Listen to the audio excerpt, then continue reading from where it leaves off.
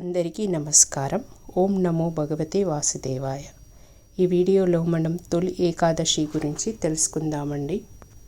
ఆషాఢ శుక్ల ఏకాదశిని దేవశయన ఏకాదశి లేదా తొలి ఏకాదశి అని అంటారు.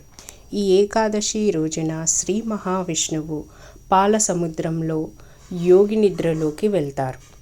అనగా ఈ ఏకాదశి నుండి వచ్చే 4 నెలల కాలాన్ని చతుర్మాస వ్రతంగా పిలుస్తారు. చతుర్మాస్య వ్రతం అంటే ఈ ఏకాదశి నుండి వచ్చే 4 నెలల కాలం ఉంటుంది కదా, ఆ కాలంలో వచ్చే ఏకాదశులు అనగా 8 ఏకాదశులు అయితే ఎవరి ఏకాదశి వ్రతాన్ని ఆచరిస్తారో వారికి సంవత్సరంలో ఉండే 24 ఏకాదశుల వ్రత ఫలితం అనేది దక్కుతుంది.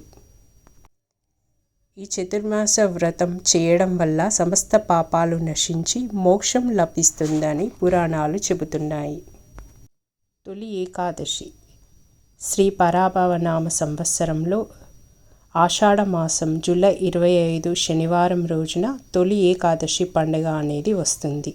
తిథి ఏకాదశి. ఈరోజు నక్షత్రం అనురాధ నక్షత్రం. శుక్రవారం అనగా జూలై 24 శుక్రవారం ఉదయం 10:07 ఏకాదశి తిథి అనేది ప్రారంభమవుతుంది. 25 శనివారం ఉదయం 11:55 ముగుస్తుంది. ఏకాదశి అనేది ఉంటేనే మనం ఏకాదశి అనే వ్రతం చేస్తామండి. అందుకనే మనం 25 శనివారం ఉదయంనే ఏకాదశి వ్రతాన్ని ఆచరించాలి. మనం మరుసటి రోజు ఆదివారం 26వ తారీఖున పారణ అనేది చేయాలండి. మనము ఈ ఏకాదశి రోజున పిండి దీపాలతో దీపారాధన అనేది చేయవలసి ఉంటుంది. తొలి ఏకాదశిని దేవశయన ఏకాదశి అని కూడా అంటారు. ఈ దేవశయన ఏకాదశి వ్రత కథ అనేది మనం ఈ వీడియోలో తెలుసుకుందాం.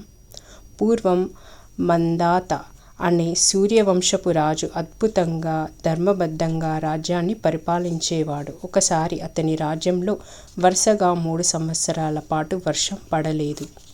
కరువు రావడంతో ప్రజలు తీవ్ర ఇబ్బందులు పడ్డారు. యజ్ఞ యాగాదులు ఆగిపోయాయి. రాజు తన ప్రజల కష్టాలను తీర్చడానికి అడవులకు బయలుదేరాడు. అక్కడ తిరుగుతూ అంగీరస మహర్షిని దర్శించుకొని తన సమస్యను చెప్పుకొని పరిష్కారం అడిగాడు.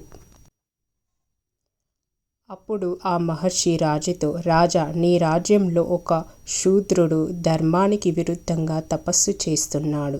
బ్రాహ్మణులకు మాత్రమే తపస్సు చేసే అధికారం ఉంది. ఆ పాపం వల్లే మీ దేశంలో వర్షాలు పడలేదు. ఆ వ్యక్తిని శిక్షించు అని చెప్పాడు. కానీ రాజు అమాయకుడైన ఆ వ్యక్తిని చంపడానికి ఇష్టపడలేదు. అప్పుడు రాజు మహర్షిని, దీనికి ప్రాయశ్చిత్తం ఏమిటి? ప్రజల కష్టాలు ఎలా తొలగిపోతాయి అని అడిగాడు. అంగీరస మహర్షి రాజుకు ఆషాఢ శుక్ల ఏకాదశి వ్రత విధానాన్ని వివరించాడు. రాజు భక్తి శ్రద్ధలతో తొలి ఏకాదశి నాడు ఉపవాసం ఉండి విష్ణుమూర్తిని పూజించాడు.